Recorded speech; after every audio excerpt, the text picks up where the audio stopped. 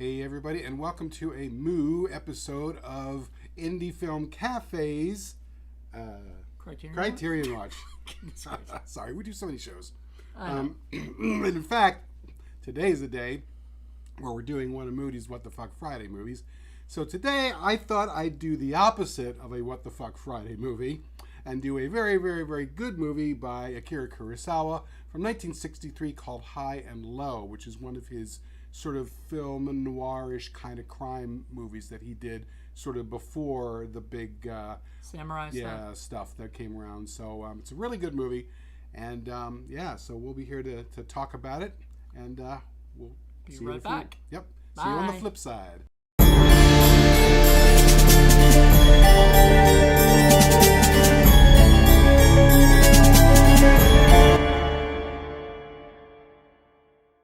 Hey everybody, and we are back to talk about High and Low here on Criterion Watch.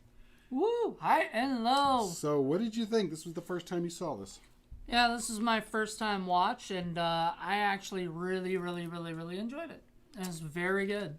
Kind of a different movie. When most people, I mean, the only thing you've seen has really been his samurai films, right? Right. Well, I think I might have mentioned this earlier, but I've only seen Seven Samurai all the way through.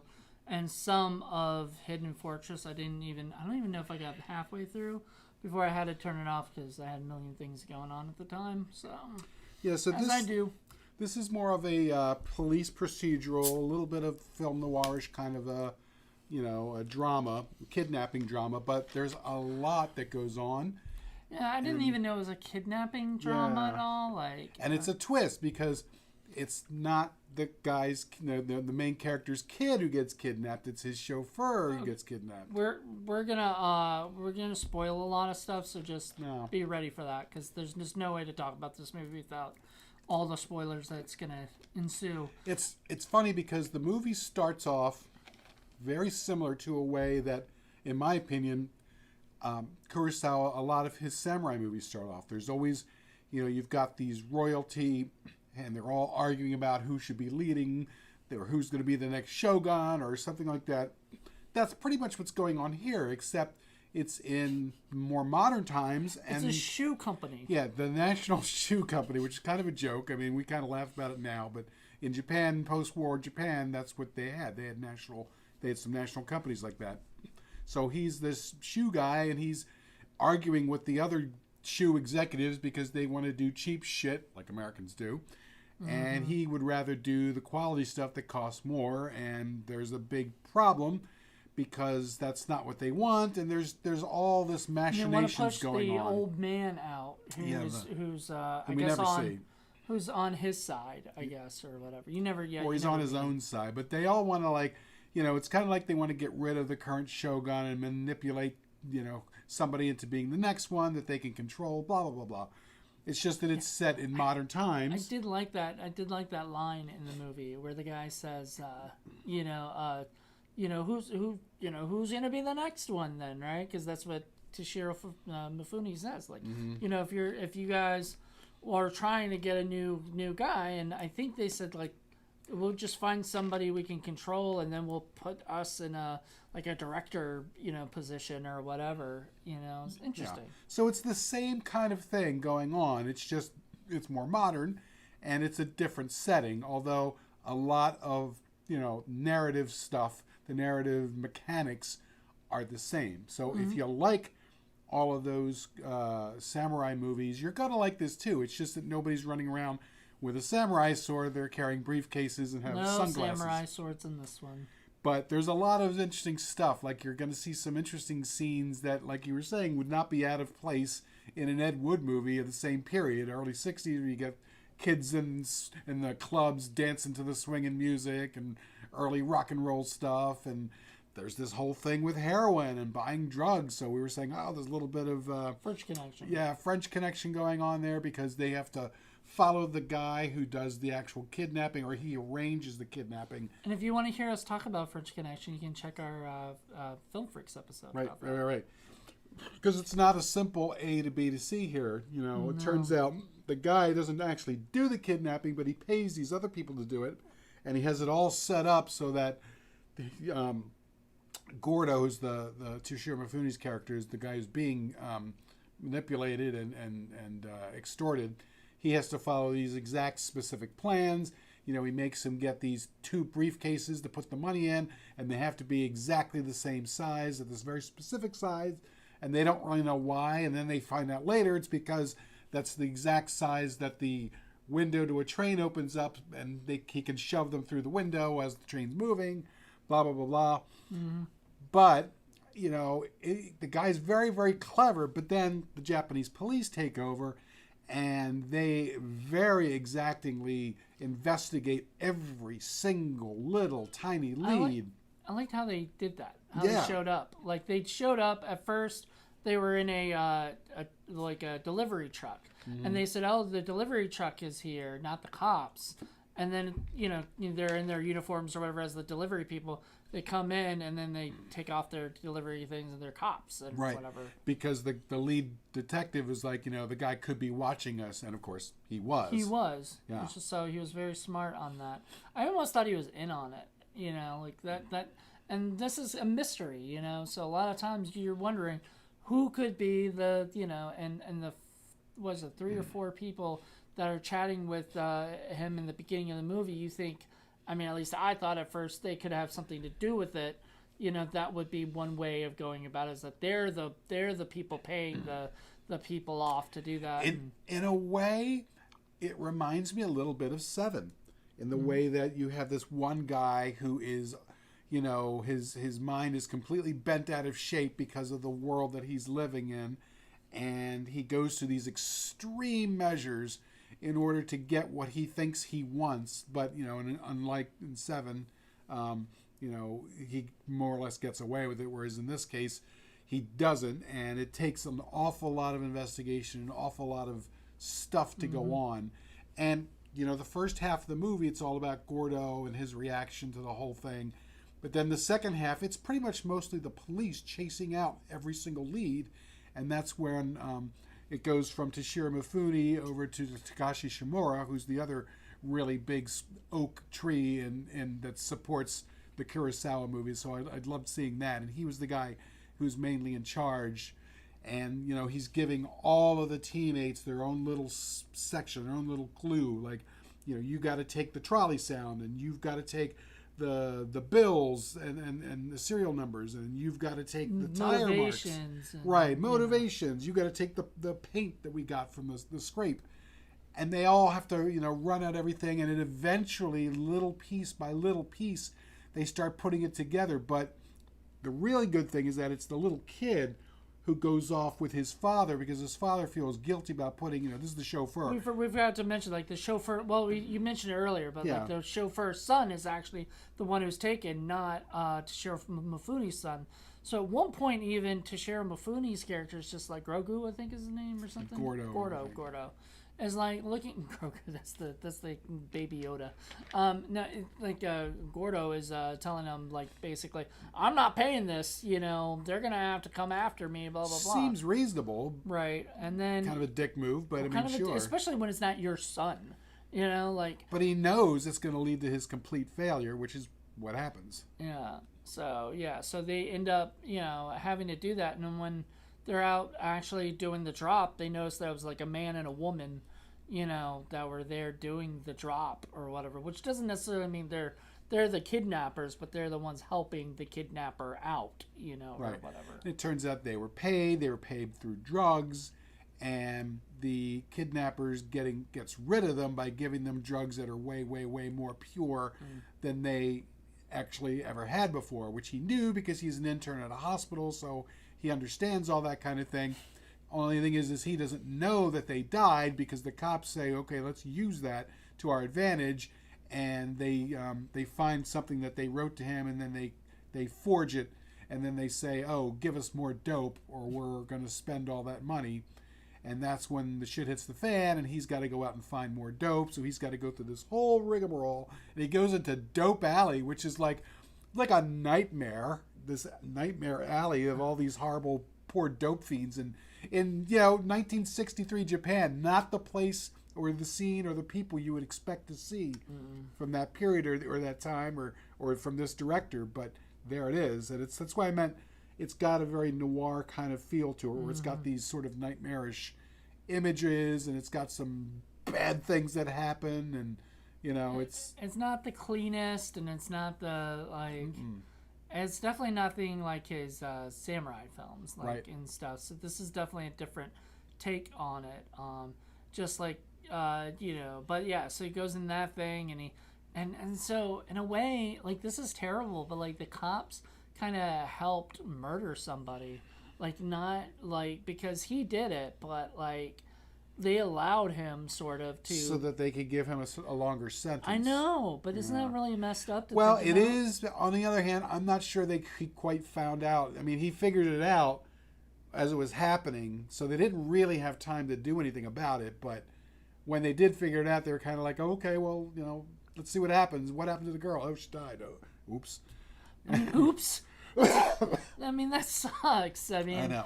Even though she was a chick, she was crazy. She was like clawing the walls, and she was. Oh, you could hear her fingernails against the glass. Yeah, it was just. She was just not.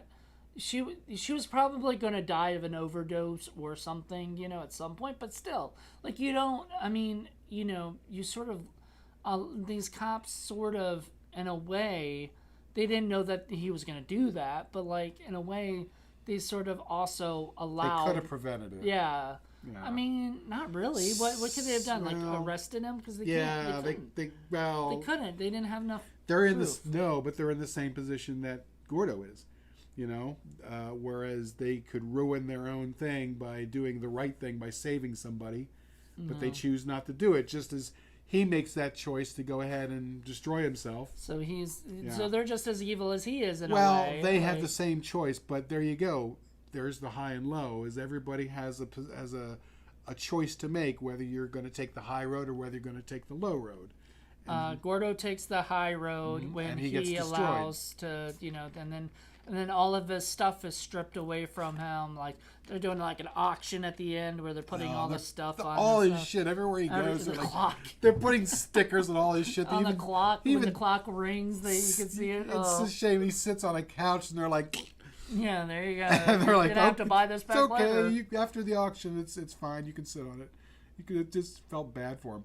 But the good thing is, and it is a positive story, because even though he makes the decision and he pays the price for it and he loses everything, at the very end he goes back to see the guy after they finally caught him, and because he's asked to see him, and the guy's being all sort of a lot of bravado. He's like saying, oh, I'm ready to die and blah blah blah. I didn't want you to think I was suffering, and he's like shaking a mile a minute because he really is worried about dying. Well, you say that, but like, I mean, I don't know. He did say like he was shaken because he was just in solitary for so long, and that's what's making him do that. He's an unreliable. But yeah, character. You're right. He could be lying and saying that I think he's lying.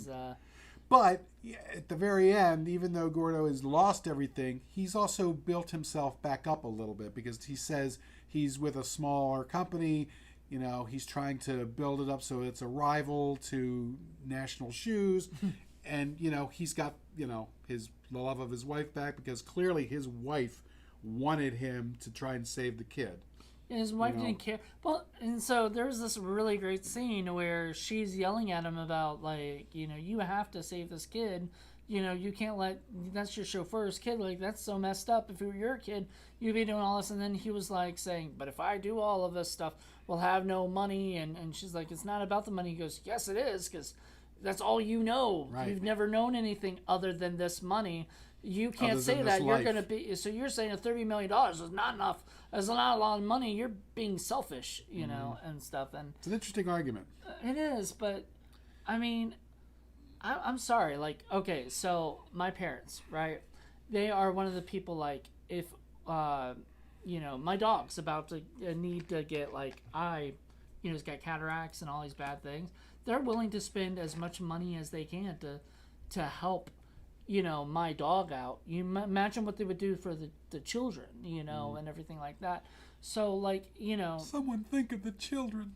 I mean, and, $30 million in 1963? Good God, that's like $100 million today. 30 million yen. I don't know what that would have translated over. But the idea that in order to save yourself, you have to destroy yourself, is an interesting thing. And it's also a very Eastern sort of way of looking at things, too. Yeah. Because an American director, if this had been done in Hollywood, it would have been very, very different. You know, just the way they would have approached it. Back then, maybe not. I think so. I think it would have been a little bit more flashy. And like there was a part where like you're like, why didn't the cops just grab the guy who was right there? Well, in an American way, that's what they would have done. But they couldn't. They didn't have enough evidence on him to get him on the things that they really wanted to get him with. They could have just gotten him for kidnapping him, but they wanted more than that. They wanted to put him away or give him the death penalty. Yeah. You know, so yeah. Well, they wanted to give him the death penalty because the other guy, the one that he stole the money from, basically was really screwed over badly because of that, and was actually going to go to jail for that. And he killed the two accomplices as well. Well, I mean, he gave them the heroin, but I don't know if he did that. He didn't do that on purpose. Oh yeah, he did. That's what they were saying. He knew because he was a medical intern and he knew what was going to happen. That's why he provided. So they died beforehand, though, before he even knew that they died, right? So did he think it just didn't work the last time or something? Right. And so, oh shit, I got him. Oh, that's why he did it to the girl to make sure to test, to make sure because he might not have made sure before. So now he's responsible for 3 murders in addition to everything else. And so he was getting the death penalty. So that's why he's getting the death penalty. Is the death penalty even a thing anymore? Like, do people even do that still? In 1963 in Japan it was. So in Japan now, I wonder. Like, I couldn't tell you. I don't know. I don't know what the deal is now. Oh. But it's it's a very, very interesting plot. From a detective story point of view. If you've seen one kidnapping movie, you've generally seen them all, but not in this case. No. It's very different, and you can see a lot of the tropes that come by later on, like modern day police dramas. You can see that happening here. We were talking about that. There's a scene with the guy still doing his work. He was like this really nasty looking dude, and he was just doing his work. The doing trash his job. burner. Yeah, and the guy's questioning him and asking all these questions. He's like, I don't know.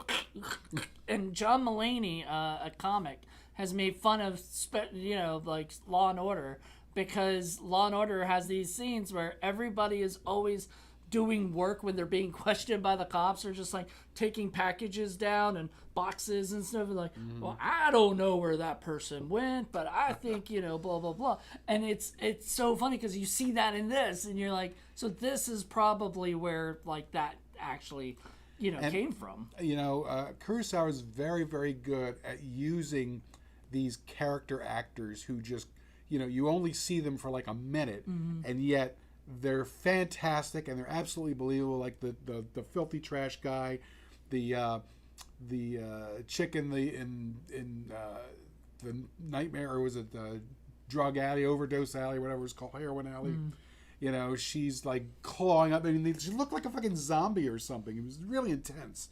Or like the trolley guy, when they try to figure out the sound from the trolley, and the guy's in his little trolley suit, and he's like making all the different sounds from the different trolleys. Like, oh, I know that trolley because it does this, like, juk, juk, juk, juk, juk, juk. It's not.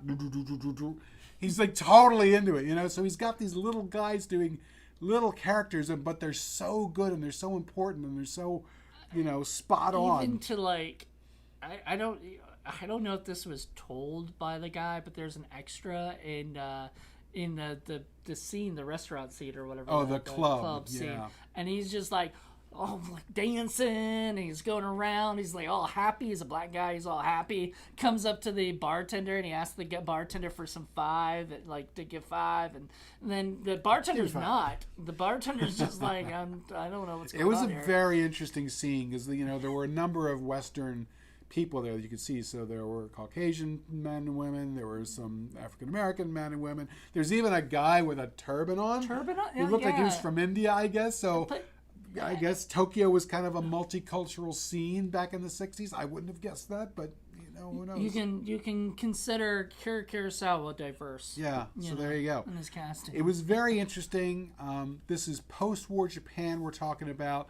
The nuclear bombs, the 2 that were dropped during World War II, were less than 20 years from the time that this movie was shot. So it was still in that stage where they were rebuilding things. So it's like they've got one foot in modern society, yet at the same time, you get to see there's still homes made with bamboo and paper windows, women walking around in traditional kimonos with the weird thing in their backs, and the traditional robes and traditional architecture. So there's, there's this feel of 16th century Japan going on, which is pretty interesting.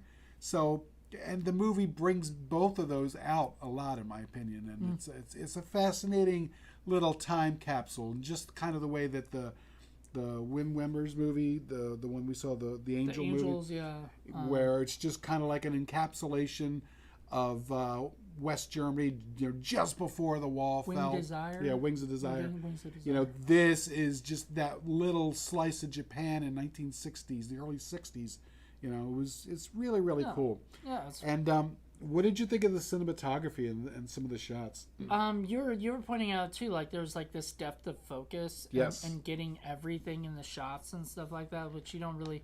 Most of the time, people just do close-ups, or these days, it's just easier to do like close-ups or whatever. But like to get all of that, always like you said, there's one shot too that we really both liked, where there was like the nice lady, and then the bad guy, right, sort of be and his shoulder. Friend. Yeah, so instead of doing sort of a back and forth, he does it as a one shot where you're seeing Toshiro Mifune talking on the phone, giving information that everybody wants to hear, but you're seeing at the same time his wife in the one corner reacting. You're also seeing his right-hand man, who turns out to be a very dubious person, on the right-hand side, and you're seeing them all at the same time reacting to what's going on. And it was like, it struck me as sort of like the devil on one side and the angel on the other, and it was just a really, really well done shot, and compositionally very interesting. And I mean, a lot of that is the direction, most likely too. Like I'm sure he told the cinematographer, I'd like that scene, but it was just so well done that the cinematography just looked and in amazing. Fact, you don't really see a whole lot of, this guy says one thing and now you go to the other guy and he says something and now you go back. You know what I mean? That's sort of the traditional back and forth that you see with a lot of conversations. You don't really get much of that. No, like when we get the beginning of the movie with all the guys talking and everything, everybody's just talking over each other, and there's no like, and it's all one shot, so it's like they'll have like one guy over here, one guy over here, one guy over here, one guy over here, and they're all just chatting with each other at some points, because a lot of it's subtitles and stuff, which we'll get into the subtitles in a second, but it's because of subtitles and stuff. You're kind of you're not sure who exactly at sometimes is talking, because maybe somebody has their back toward them or whatever, and so, but it's done well enough where you're interested what they're Yeah, and it doesn't have that feel like where you're sort of like an omniscient observer watching everything. You're sort of seeing things a lot through the characters' eyes, especially the kids' eyes towards the second half, where they're trying to recreate where the kid's from. And then you're sort of trying to see things from his perspective, like here's the island where it's supposed to be, here's where the mountain's supposed to be, here's the view of the sea, and here's the tunnel that I saw, and This is where I went to pee. Right, this is where I went to pee. That was a funny moment. There was some funny little bits of humor that were worked in there too, which was fun. Yeah. So I want to get to the subtitles, because they bugged you. They bugged me, not as much. Bugged me a little bit. You could read a little bit better, I guess. Yeah. You have better eyesight than I do. Even with my glasses, I couldn't really see that well from the thing, and I don't know if it was the TV too, because like sometimes it's a television. It's a black and white film, although they do have pink smoke at one point. Yeah, that was pretty cool. That was put in. That was cool, but the subtitles were pretty much white.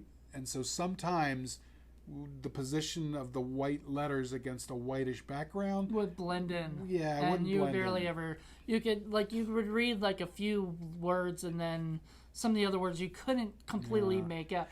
I have seen that happen in other black and white films where they've made the subtitles yellow or a different color, or they made them black, and it stood out more. Yeah, I wouldn't say black, because it was black and white, so then you get the black, and then you get the... Well, you would think that there is some kind of AI or some kind of thing that would assume that when it adds subtitles that it would scan ahead. And this is, I think, an older. It is an older but one. it would make it so that the white letter is against a dark background, and then when it's a light background, it'd be darker letters. That it would just change. This is number 24. So this was so there probably you go. made.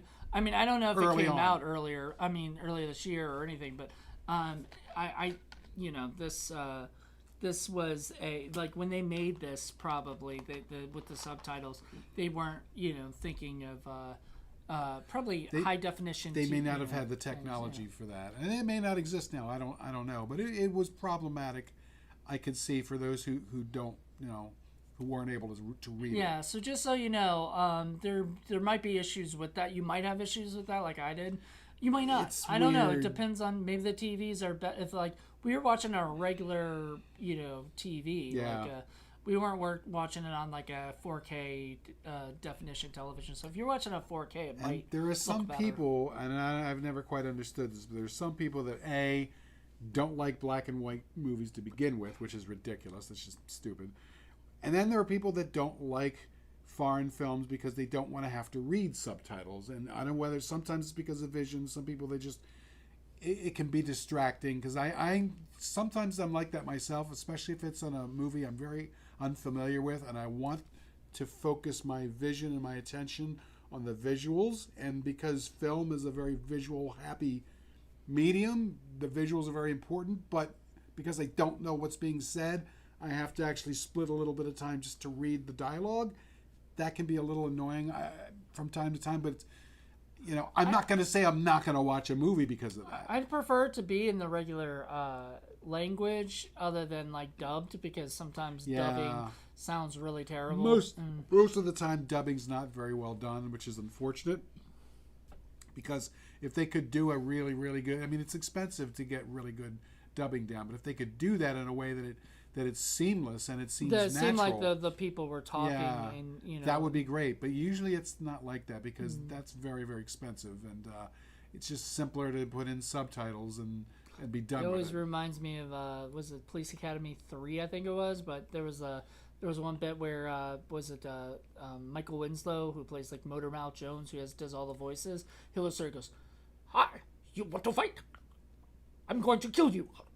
He just makes fun of the dubbing and stuff on purpose when he's about to fight somebody. And we've seen more than our share of shittily subtitled or dubbed movies. Magic Lizard. Yeah, it's just funny. So they avoid all that by putting in the subtitles. It's just I know it looks. I mean, and the movie looks great. And then you were right. Like when you want to watch the movie, and it's like this movie. Even though, not half, but like a little more, almost half of the movie is set in that one set, which you loved. You loved the set and everything, which was not, I mean, it looked like a real apartment complex. Right, it was a great set. And, but like most of it took place in that. And so you would think, oh, that's not going to be beautifully filmed. And they still made it beautifully filmed. Yeah, that's just the background, the way they dressed it, the way they kind of utilized both the styles of the late 50s, early 60s, and sort of traditional Japanese architecture was quite an interesting balance there. I'd never really seen that kind of a set before, so that was really, really cool. How'd you know it was a set? Like, did you know? Well, I went and researched and read about it, but they gave him, and it's very important for the plot that he has these large windows that the kidnapper is able to spy on him from. Yeah. So there's this huge bank of these giant, almost floor-to-ceiling windows, one of which is actually a door, so he opens up frequently. And, when he does, it's great because, the light changes like it would in reality. There's a puff of air like it would, so things actually rustle in the breeze. So, yeah, Kurosawa is one of those guys who gets down to the nitty-gritty details, and it adds so much verisimilitude and reality to the film. It helps ground it in reality. It's really, really great, and he's known for the little itty-bitty tiny details for scenes like that. So yeah, really well done. And it ain't easy. It ain't easy to do all that stuff. To say nothing of keeping track of all the continuity and just the lighting was really really good. I mean, he has a budget. I mean, it's not like this is an independent film or anything. He has what Japan Hollywood would have. Yeah, it's Toho, I guess, but it would have been independent of Hollywood. Right. It's just a rival of Hollywood. Right, rival of Hollywood. And still, he had a budget, but it's not like he had a Hollywood budget either. I mean, still. But it was really, really well shot. Saying he doesn't have 30 million yen to make this movie. Not if he was going to save his chauffeur's dog or something. I don't know. But no, also I love the scenes inside the, and you were saying they have that thing where you have to open and close the blinds, and at one point the what is it? They were doing that. They were closing the blinds because they had the cops in there, and so the person called and said they want them to open up the blinds so they can see inside and see who's there. They think something fishy's going on, right? So the cops duck down and everything. And my whole thought was like, they can't see them ducking down. I guess not, but then they have to crawl around and while the shades are open, which was kind of funny. I like that. I was wondering where the guy was. I mean, he must have been maybe at work or something, or his house, because he did say, okay, so he said later at the end of the movie when he was about to die, like the giving his explanation why he was doing it. Yeah, and he said he saw the house every day, so he must be able to look in there or whatever, and that pissed him off. Like, how dare you have all this money and I'm an intern at a air conditioning. It was like a real point that he was sweating and it was really really hot. But you're up there in your air conditioning and, enjoying life. And it's like, oh, gosh, I guess it does get hot in Japan, Yeah, it gets hot. Well, he said hot and cold. It's on cold days, it's really cold. On hot days, it's really hot. And he never had that, luxury of having a heating place or a air conditioning. But, this other guy, has all of that stuff. And I'm like, so out of all the people, he picked this poor guy, right? Who's already having a bad day as well, is. And then the cop makes a very good point. He's like, as soon as the guy figures out that he took the wrong kid, normally a normal kidnapper, if you're just after the money, he would have just gotten rid of him and tried somebody else somewhere else. But no, this was personal. It's like, it doesn't matter. I'm still going to hold you to account anyway and still make you pay for it. The kidnapper didn't know it was the wrong kid, did he? He did. Remember, because he called up afterwards and he said, I'm still going to make you pay. Oh, okay. I thought he didn't know, but he didn't know at first, but he figured it out quickly. Okay. And but it didn't matter to him because it wasn't just the money, and that's what the cops and what Gordo brings out. He's like, he wants to see me suffer, and that's why they had a whole other set of guys going around looking for grudges, looking for people that had it in for him. Like, this seems very, very personal. Why is he doing this? And that was a great scene too. Is like they come into this one room where all the people who work with him or whatever, and they start interviewing him. It's like they were assholes. That was great. Yeah, and then on top of that, he goes up and he was like, do you know anybody who have grudges? Like, everybody, talk to anybody who knew him. Everybody had a grudge. But it's funny. I can't think, or I can't remember of a Akira Kirosawa film where somebody curses like that. But that guy did. That was assholes. Yeah, that was funny. That was what was his name? I don't the remember. bald guy. The bald guy. I loved him. Yeah, he was funny. He was probably one of my favorite characters. He was really, really good. Just because he was he was funny, and he was. You were saying he's gonna pretend, he's gonna pretend to be the woman, or whatever. We're gonna joke about that, and at the end of the movie, but they didn't need to because they didn't. Once he got to the house, they just ran out and grabbed him, And I could tell you were a little annoyed by the kid's dad because he was always crying. He was always like shamefaced. Annoyed, but I was like, I was like, okay, because he was crying in the beginning. That sort of annoyed you, I think, too. It's like he started just crying, like stop so many crying, times, and then when he got the kid back. He finally got the kid back, and he started questioning him. He started yelling at him, like, I know. You gotta remember this, blah, blah, blah. And I'm like, and then the guys pull him away and say, "Hey, don't yell at him." Be like, "He can't help you right now." He starts crying again. Right. And I'm like, Well, and like I said, Japan, like most of the East, is a shame society versus a guilt society. So he's shaming his son, and then the other guys are shaming him because he's feeling ashamed at putting his boss through this whole rigmarole by his son getting kidnapped, even though it wasn't his fault. It's not his fault, random. nor is his kid's fault. Right. I mean, his kid was playing with the other kid, and they just happened to look like each other. In fact, the wife even said that, I think, at some point. The wife said they she swapped couldn't tell costumes at one point. Yeah, the and kids she did. couldn't even tell which kid was hers or something, So, Well, it's a black and white film. It's hard to tell people apart. I don't know, but I could have probably told both of the kids. I think one was even taller than the other one. So yeah. I mean, but I guess when you're kidnapping kids, you just grab the whatever. And I like some of the details. Like we find out that not only is, Toshiro Mifune's guy, really into shoes. Like he's really into quality shoes. That's like shoes are his life.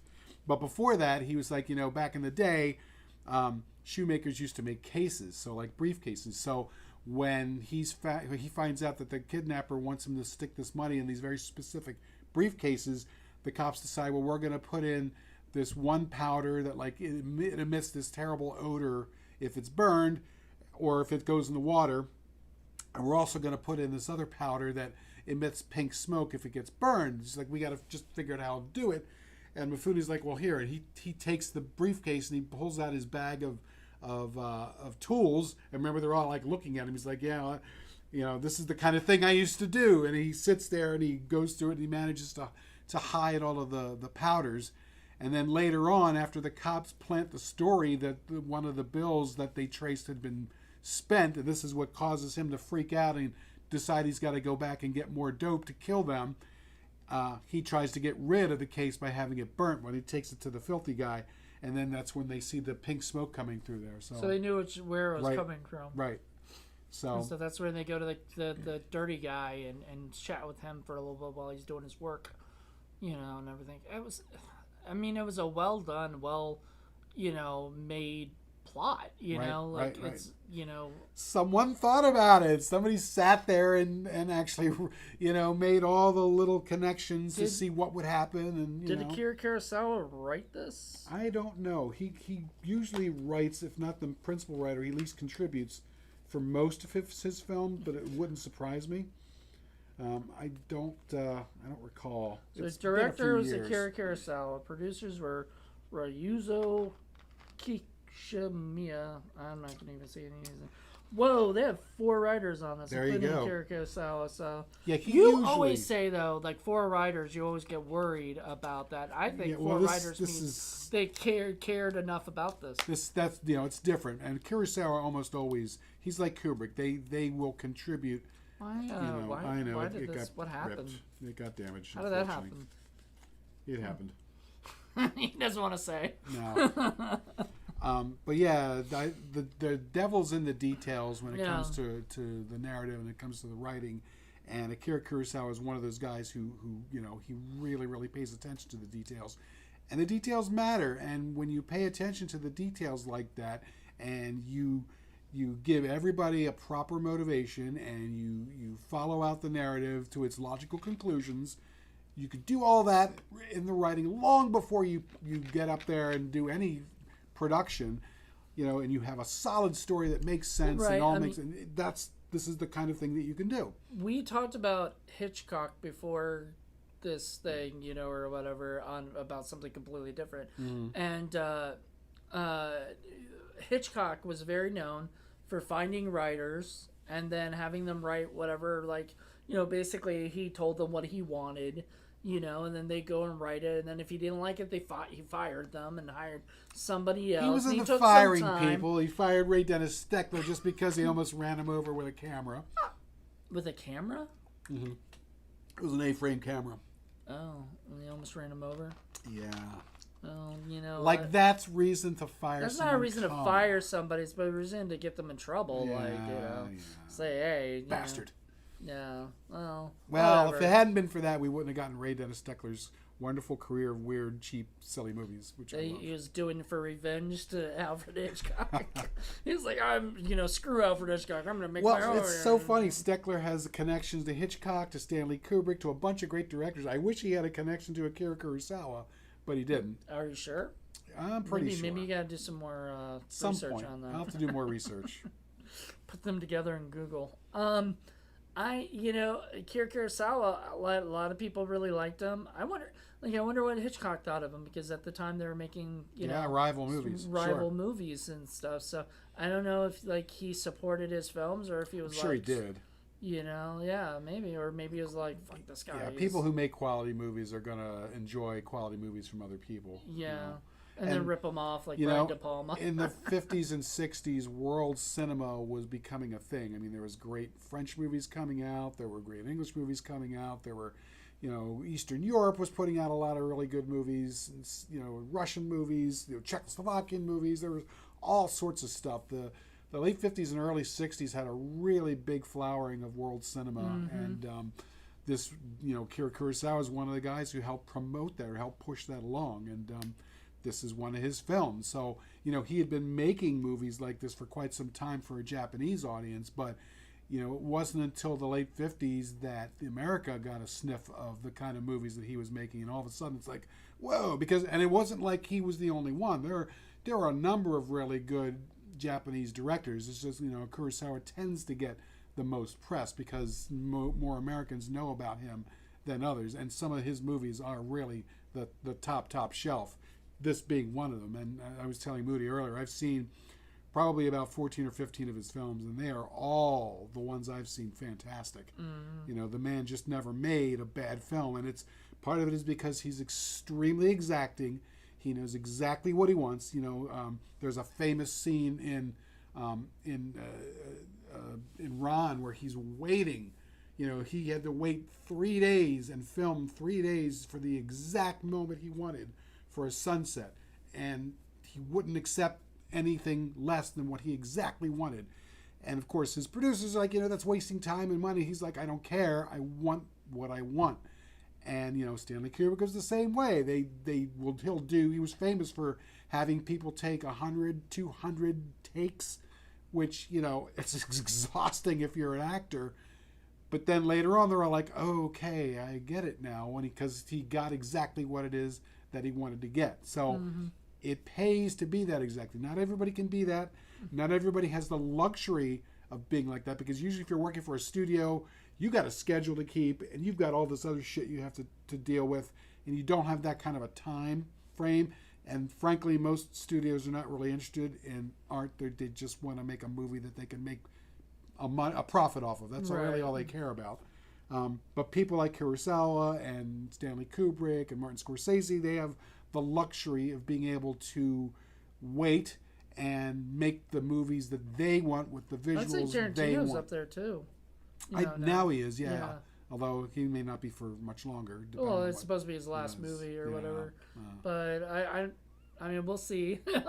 People say that. Let's hope not. I mean, he may be just tired of the whole thing. I mean, he said he's probably going to go into TV. That's going to be next, and stuff. I'd love to see him do HBO. That'd be great. Well, no, yeah, that's probably that, or Netflix is where he's Showtime, something like that. Anything that'll give him free reign to do what he wants. Yeah. Not Disney, please. Oh no, I don't think he'd ever work for Disney. Well, at one point I think it was the possibility, because I know at one point they were considering him to do one of either the Star Wars or one of the other big, I think it was Star Wars, popcorn movies. No, Star Trek. He was going to do Star Trek, something like that. But that wasn't. That's not Disney. So. Yeah, no. It was something Disney related. It wasn't that, but he won't do. He's talked about how he doesn't like the Marvel movies. Yeah. He doesn't like Star Wars movies. He's not in. That's not what he's into. And he said the only way he would do Star Trek is if he did a rated R Star Trek, and he got to have awesome. People curse and do the whatever, right? Which they would never let him have. So it's just there are ways around it. I mean, famously, you look at Battlestar Galactica, and they curse all over the place. It's just. They use their version of a curse, which is not a curse in our world. So so fracking. So they would use what is it? What's the famous type of language that Star Trek uses? not Vulcan. What is Oh, you mean the Klingon? Klingon? Yeah. Yeah, Klingon cursing. Right. You know, You can use that all the time. It would Yeah. be Tarantino. This is funny. But anyway, the point being that there's not that many directors these days that could be in that class. And don't have that freedom. Christopher Nolan, though, he's sort of in that class. And what's his name? Oh God, the other guy that I really really like. Darren Aronofsky. No, well him, but Guillermo del Toro. Guillermo del Toro, yeah. So there's a few still around that's still doing this kind of stuff and everything, but they're not. But it's not. I mean, it's not the same because we live in a different world now. We don't live in 1963. And let's face it, there's a lot more going on digitally now, for good or ill, that most filmmakers are doing. You don't get really elaborate sets built anymore. You don't have a lot of green screens or blue screens. Yeah, and you don't have a lot of effects or a lot of in-camera effects, and you don't have a whole lot of like stunts, certain kinds of stunts, because it's just considered not worth it, that you have to carry the insurance for, and so they'll just green screen that stuff in. It's a different world, unfortunately. Sadly, yeah. But I mean, it's funny to think about that, because I bet in 1963 they were like, this is a different world than it was in 1933. Or whatever. So, like, you know what I mean? Like, every generation thinks, because technology just keeps improving and keeps doing things. I mean, it's a good and bad thing, you have to take the good with the bad. Right. And that's just the way it is. But we won't get a movie like this anymore, because this is in the eyes of probably the generation that exists right now, this would be boring. Well, and the thing is, Kurosawa was a product of his time and of the way that he was taught. Even if he were still alive today and making films, I think it would be very unlikely that he would do any kind of serious special effects or green screen kind of thing. I just don't think he would do that. That's not how it's not how he made his films. He made his films the old-fashioned way, in a very, very exacting way. And he's shooting on film. The very fact that he would shoot on film, it's lit a certain way. Everything is geared towards film, and very few people actually use film now. It's all digital. So it's a very different trope, and I just don't think that he would have done that. I think everything he does would have still been done like he did back in the 60s. Yeah. So, and that's why his movies still stand up, in my opinion, because they were shot for that way. And again, like I said, cinema is a very visual medium. It's all told visually, and the best visuals, in my opinion, are the old-fashioned film, actual grainy film. And even though it was cleaned up nicely for the Blu-ray, I mean, it looked really, really good. I guess I could talk a little bit about the features for this, but if you have the Blu-ray, I definitely recommend it if you don't have it, because it's just beautifully shot and it really pops. This is the high definition digital restoration. It's got the original 4-track surround sound presented in DTS HD master audio. The sound was great. I think it would even sound better if we had like speakers, or whatever, Yeah, we get a few more bucks for the studio. Maybe we can get sync it into a little bit more of a better system for us. But once we move into the new area at some point, I think we'll clean up and we'll make it look a little better. I don't want to do too much to this place. Yeah. So this also comes with the audio commentary featuring Akira Kurosawa scholar Stephen Price. It's got a 37-minute documentary on the making of High and Low, created as a part of the Toho Masterworks series. Akira Kurosawa, it is wonderful to create. There's a rare video interview with actor Toshiro Mifune from 1984. Nice. That would be really cool. Does it say how long or how many minutes? It does not here. It probably does in the booklet. There's a video interview with actor Tsutomu Yakusashi, whom I believe was the younger detective, the guy I said, you remember him? He's from Seven Samurai. He's the guy that played the young guy that was sitting in the flowers. The older guy? No, the other one, the younger detective that was running around, and he was one of the guys snooping around.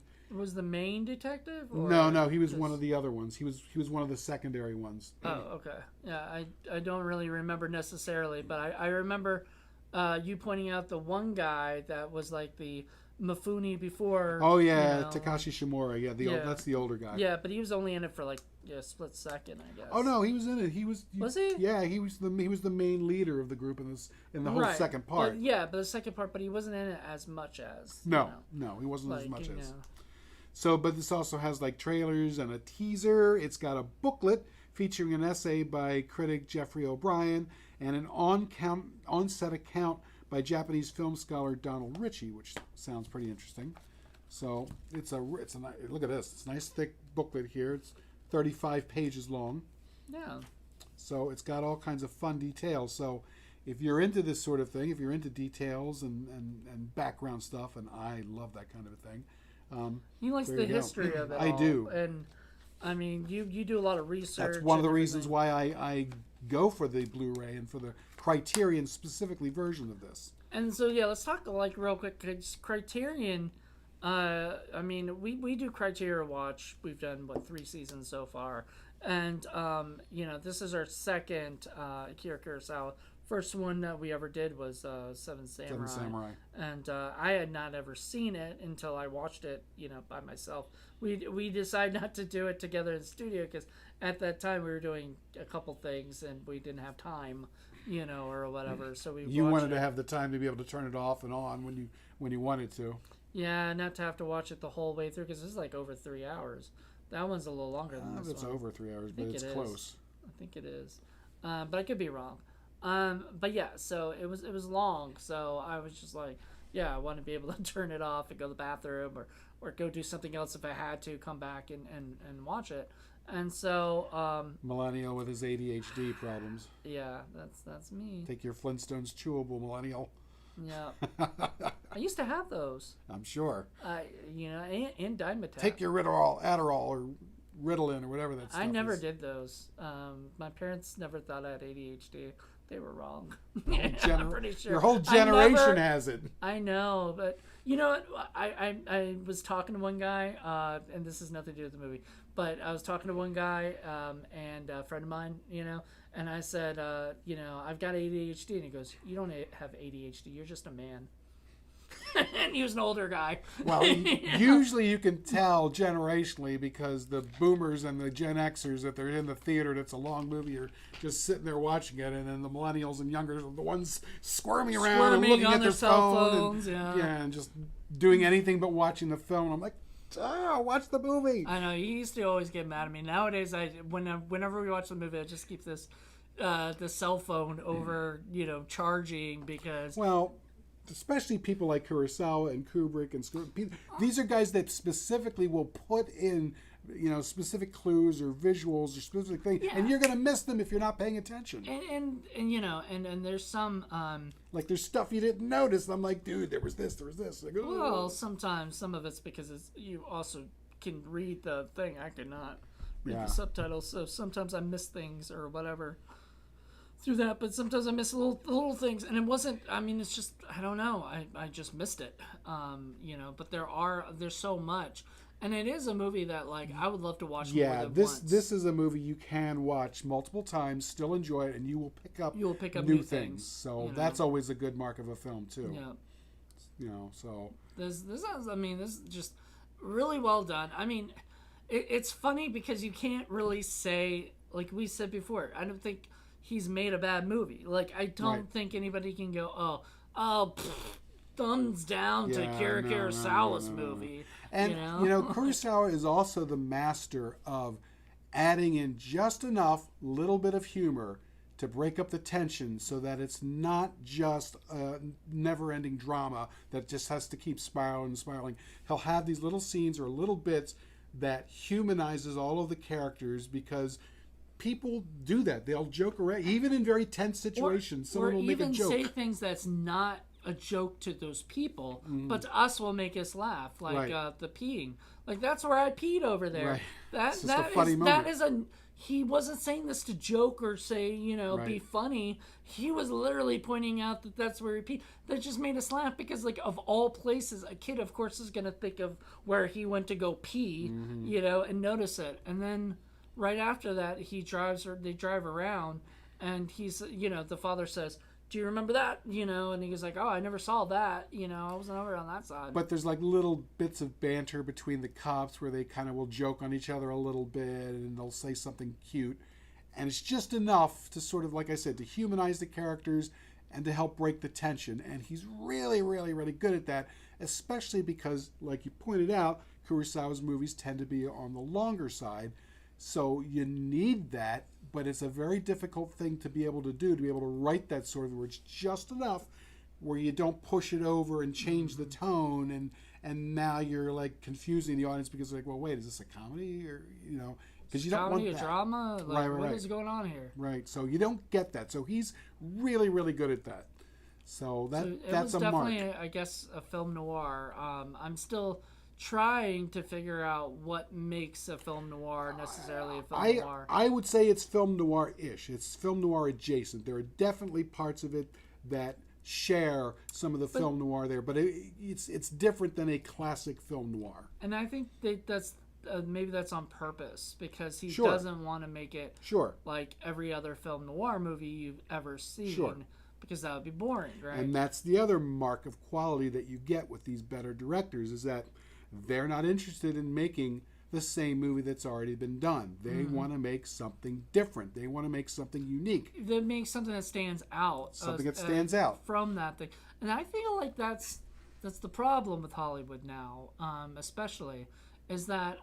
yeah, they don't want something that stands out. They don't want something that stands out that's already been done because it's bankable. It's bankable, and it makes sense. Like, you get mad about that, but it totally makes sense to people who are... because in the way that the Hollywood studios are made these days is that an executive will say, there will be an executive in his office, this person will come in and pitch, say they pitch something new, and then they say, well, do you have anything else? And they say, well, we have the Brady Bunch, you know, like whatever. So they'll say, let's go with the Brady Bunch because that's an IP that exists and we can most likely get a lot of money. Yeah. They go to this other guy, you know, right? They pitch that to them. They say, okay, let's do Brady Bunch. They go and make Brady Bunch. Brady Bunch is either a success and they can make more movies and whatever, or it's a flop and they fire the person. So either way, the person had a choice. The executive had a choice. We could do this new movie that's much like, you know, Akira Kirosawa's type of films that nobody has heard of, but it's exciting and new and different, but, you know, nobody's heard of it. Nobody might be interested in it. Like, you know, you are interested because it's Scorsese. You're interested in the Killers of the Flower Moon. Killers of the Well, Flower and I Moon. read the book. And you're, see, the book, though, a lot of people may have, you know, done that. So it's an intellectual Yeah, property. it's a bestseller. And it's a bestseller, so most likely that's going to do good. It's going to have a built-in audience. Yeah, so that one's going to already be, you know. But the thing is, and I get where you're coming from, but the problem is that 95% of the time, it's the same old stuff that ends up getting produced, and the new stuff doesn't ever see the light of day. So it stifles creativity, it stifles innovation, and nothing new gets made, or very little new gets made. And this is where it's a problem because the audience is going to go to that, you know, the stuff that they're familiar with and everything. And they're burned out by it, frankly. Even a lot of the Marvel fans that I know of are tired. I know, including me. I'm a little tired of it because it's nothing new. It's nothing like it's the same thing every movie. And Marvel needs to diversify, or at least whoever, you know, I guess it's Disney now. Disney needs to be able to offer other things. I get that Marvel has to make movies within the Marvel universe, but they had that whole other section, the dark, gritty, streets level kind of superhero stuff, the Jessica Jones stuff. But they decided not to do any of that, and that's ridiculous because that was a whole other version of Marvel that they were telling stories that was really good. And that's because they're Disney. They're going with the kids stuff, and you know, that's and their problem. Well, I mean, that's their problem to you. Yes, and that's not their problem to kids and parents and all the people. Kids grow up and they don't want to watch that shit anymore. Right. But then, you know, but there are still kids out there that will watch that. So that's what they want to do. So you're right. They should probably do both those, If they were smart. But they are doing one thing. They're doing Blade. And they are making, I think, Blade R-rated. and they are going with. So they're remaking Blade. Yeah, so they're remaking Blade, which I mean is a Marvel. Blade was Marvel, so whether. Please tell me they're hiring Peter Dinklage to be Blade. That would be awesome. No, but they're that would be whitewashing. No. Why? Because Blade could be anybody. Blade is a any character could be anybody. We know that at this point. But anyway, no, they. You're saying a small person can't play Blade? Is that what you're saying? A small person could play Blade if Give they were them black. scissors instead. If they were black, you can't take away from the African American characters. I think you can. No, I think you can do whatever the hell you want to. No, you can't, because the problem is there's not enough African American heroes and everything in those world that if you actually took that out of there and stuff, you would have a cry for all this stuff. So but they did find a really good actor to play him. I forgot what he is, but he was in True Detective and a bunch of other shows and movies and stuff. Mahershala Ali, yeah. Ali, is that who it is? Yeah. Okay. That's who's gonna play Blade. It's a shame because 10 years ago it would have been like Idris Elba. Right. He can't play anything because he already was in a Marvel thing. He already played a character, so they don't usually cast the same guy unless it's like a multiverse thing or whatever. But here's the thing: that guy. So even though Blade's in a totally different universe, they still can't cast Idris Elba. Yeah, because he's in the same universe. Yeah, so if he were in a different universe, like plucked out of one universe and put into this, this I thought Marvel Blade was universe. different. No, Blade is in the same Marvel universe. It's in the same thing. I never realized that. Yeah, but anyway, so when did that happen? It's about to happen. So they're changing it because Blade was different. It was earlier. It was before all that. Right, but that if they do like a multiverse, they are doing a multiverse movie, Secret Avengers and stuff, or Secret War.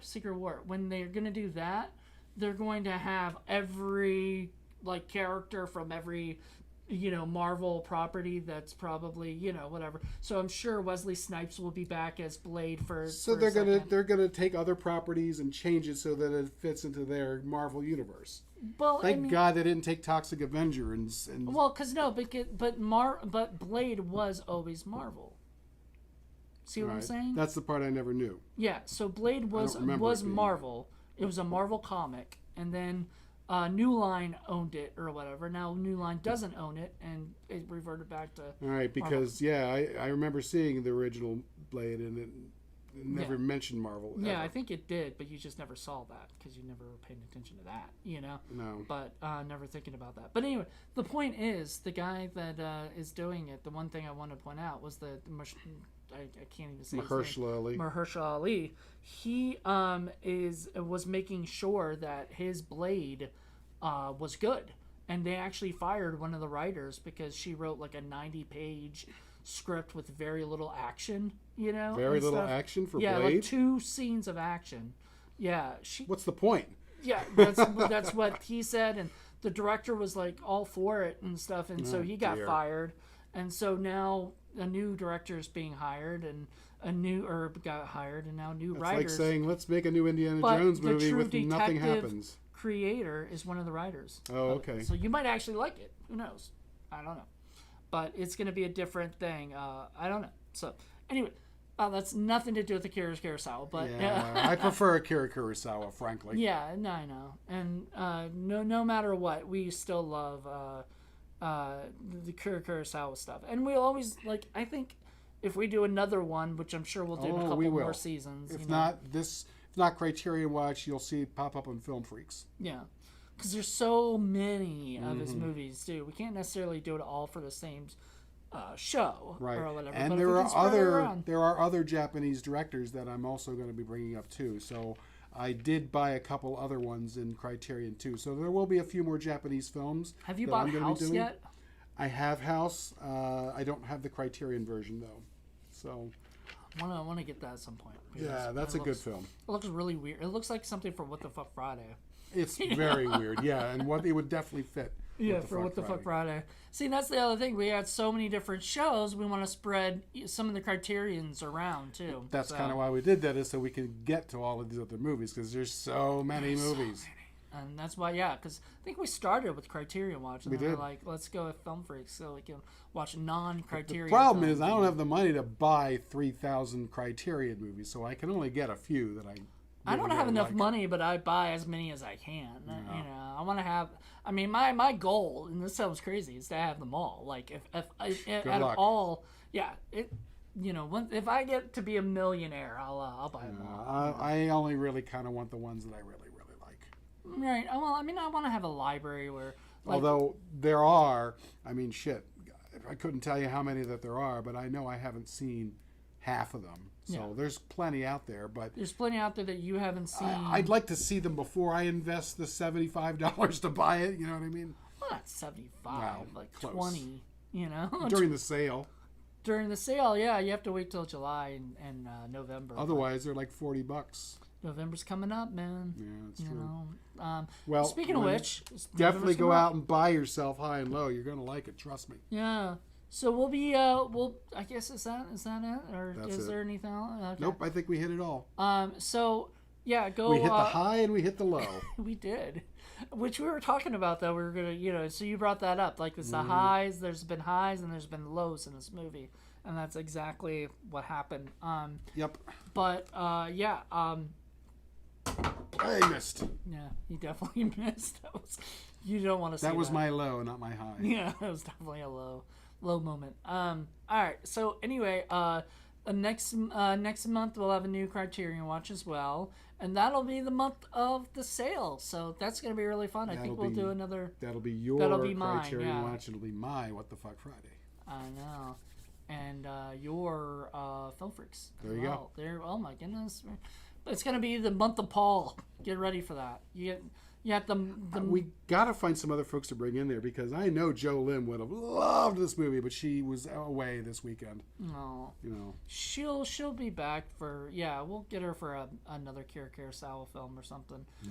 You know, there's so many. So all you local yokels who want to come on, you know, we do watch good movies on occasion, so let us know. Come join us at the studio. As of right now, the guest that will be hopefully joining us, I mean, it hasn't happened yet, so we don't know, but will be Joe Turk. Mm-hmm. So we're hoping to have him back, and he's been through it since beginning.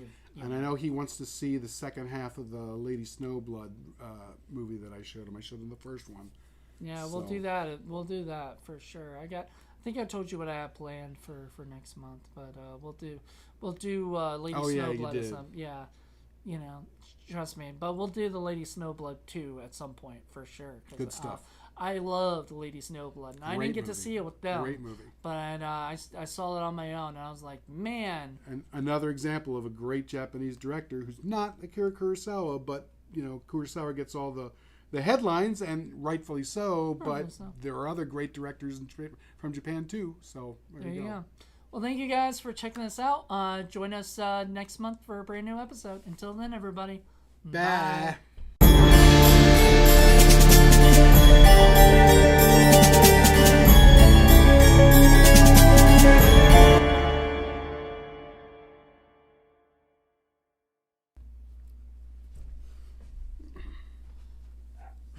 That's stuck there. Talk is that all?